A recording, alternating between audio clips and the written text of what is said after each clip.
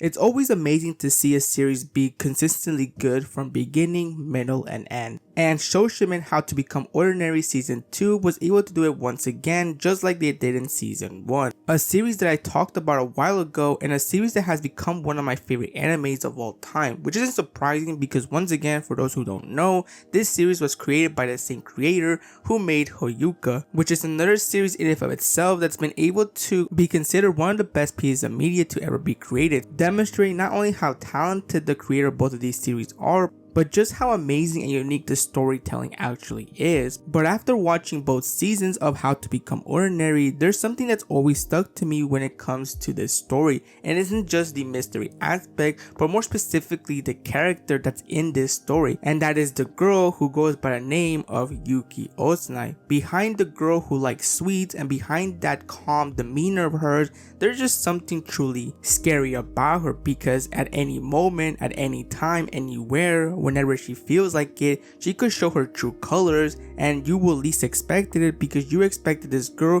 to just be an ordinary girl who can never do no wrong, but that's quite the opposite. I mean, in season 1 we got a really good glimpse of what Osanai is capable of, and if you're enemies with her or you're in the way or you cause a problem for her, she is going to get back at you, and just when you think that she has completely forgotten it or has no intentions of doing anything about it, right at the last minute, she reminds us that she doesn't play around, and the last thing anybody will ever want to deal with their lives is to have an enemy like her. Just to recap, this is the same girl that when a guy stole her bike and tossed her sweets that were in that bike, once she found out what this guy was doing, which involved breaking the law, she was very quick to act. As for Osanai, this was the way to get back at them for ruining her dessert that she's been craving to eat. And when she found out that a group of girls were trying to get back at her for an incident that happened between them in middle school, which led to them having to face the law, Osanai decided to plan her own kidnapping as a way to not only frame them for that crime, but to remind us once again just how quickly she can act and will not show an ounce of hesitation to completely crush her enemies or people that she wants to get back to. And what really makes these moments unsettling isn't just the fact that Osanai managed to do all this, it's the fact that she's able to be calm and collected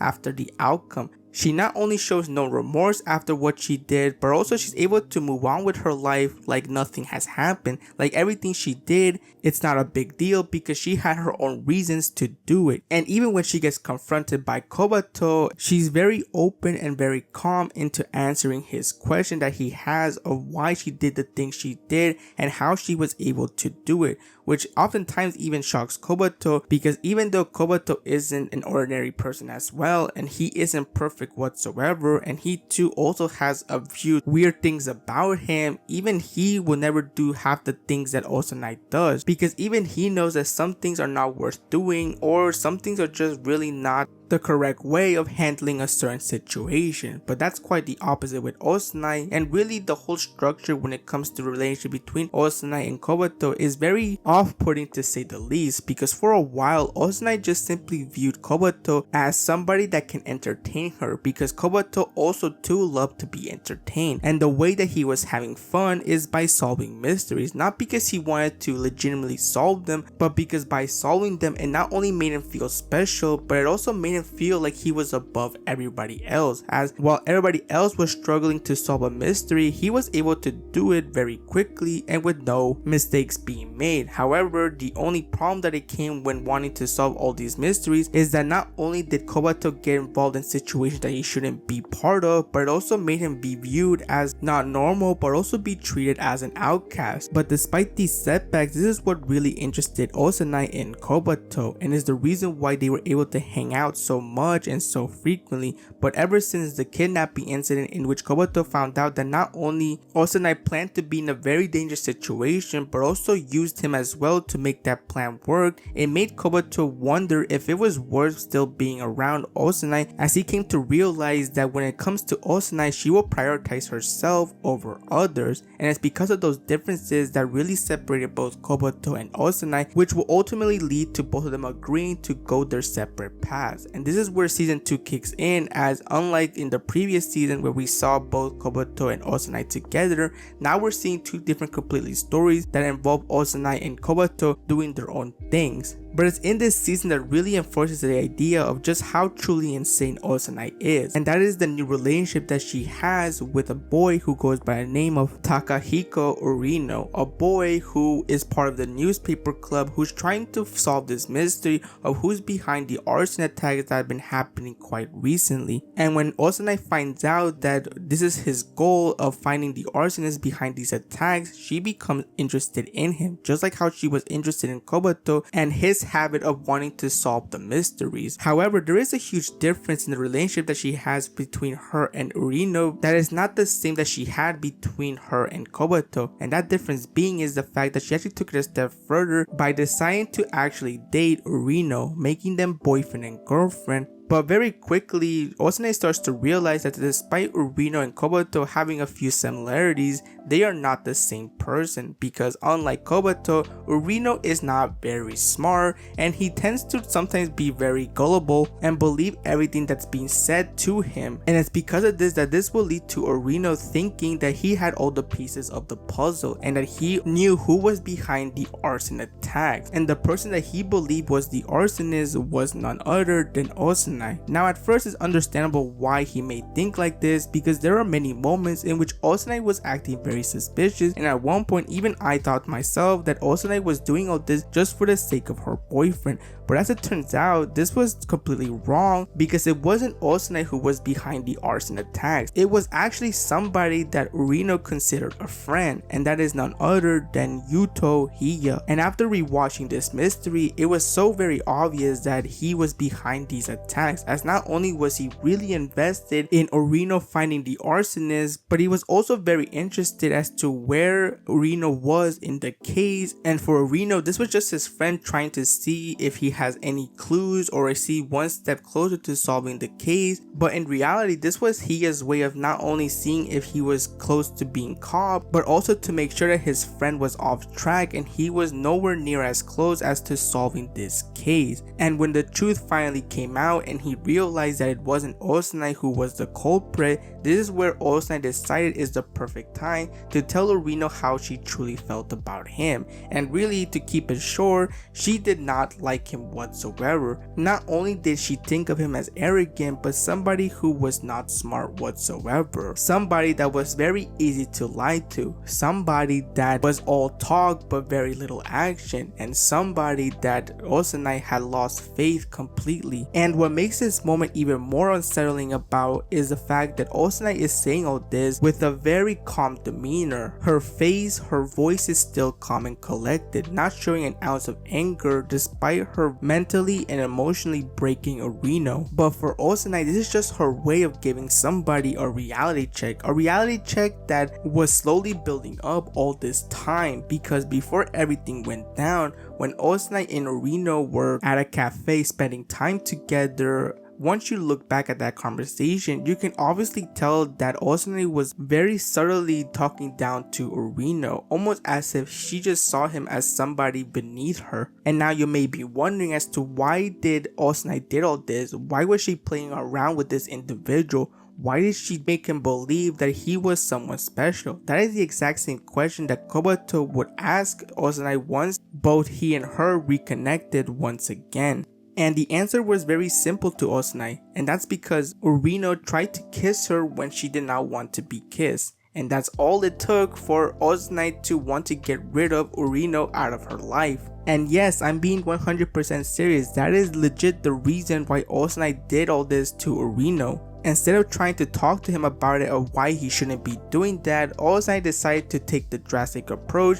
and just simply get him out of her life as quickly as possible. But of course, this wouldn't be the only time that we will see just how truly unhinged Osanai is, as when Kobato was run over by a car leading to him having to be in the hospital, it reminded him of a mystery that he tried to solve a while back, and that is trying to find out who was the person responsible for running over a person that he knew a while back, and that person is a boy who goes by the name of Shotaro Hisaka. And while at first this could be seen as Kobato trying to get justice for Hisaka, Osanai revealed very quickly what Kobato's true intentions were in solving this case, and that is just simply to boast how easy it was to solve, once again just highlighting one of the things that made Kobato a very strange individual, but despite his determination into solving this case, this caused a few problems for him, and this once again caused him to be in a situation that he shouldn't have been part of. As even though Kobato was able to solve the case and even somebody was arrested for the hit and run, this did not make Hisaka happy, and as a result, Kobato never heard from Hisaka ever again. Only until later on, Kobato will find out about a rumor that Hisaka ended up taking his own life. Now at first, this case does not sound connected to what happened with Kobato, but that quickly changes when we come to find out that what happened with Kobato when he got run over was no accident, it was actually intentional. The person who was behind this hit and run was actually somebody that was near Kobato,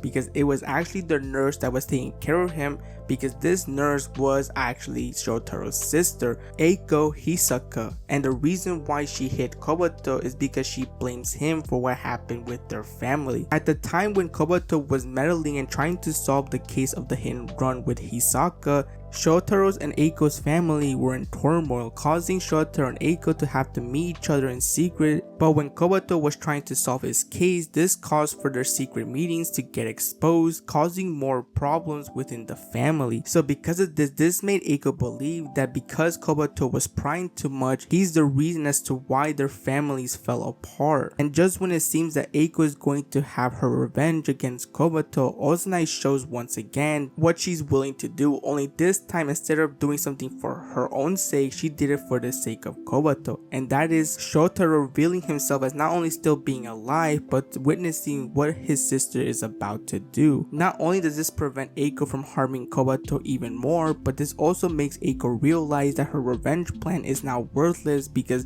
since Shotaro is alive, it means that Kobato is not the person responsible for a death that didn't happen at all. And once everything has been settled and Eiko has to pay the consequences of her actions, this is where Kobato realizes that the reunion between Shotaro and Eiko was no coincidence. This was all Osanai's doing, and in a way, this was how she got her revenge back at Eiko, not only for harming Kobato, but also it's a way to haunt her for the rest of her life, making her realize that she threw away her life for this revenge plan, but now Shotaro, the brother that she cared so deeply and would do anything for, now is going to never forget that her sister was about to do something irredeemable for the sake of revenge. And it's that alone that Osanai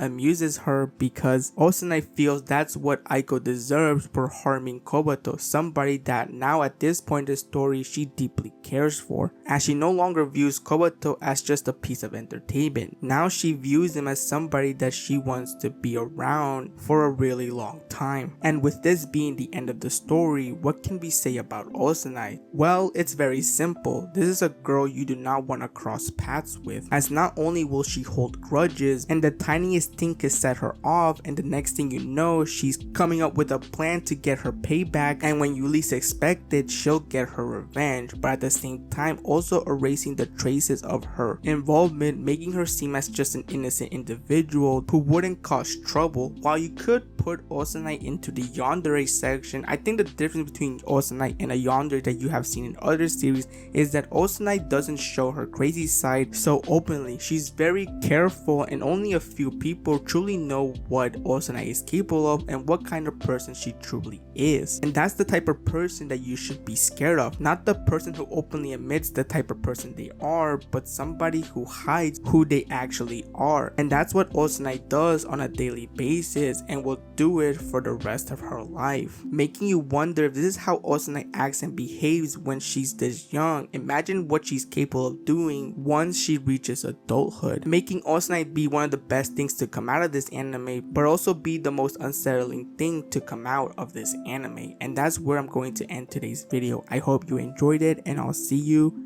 next time.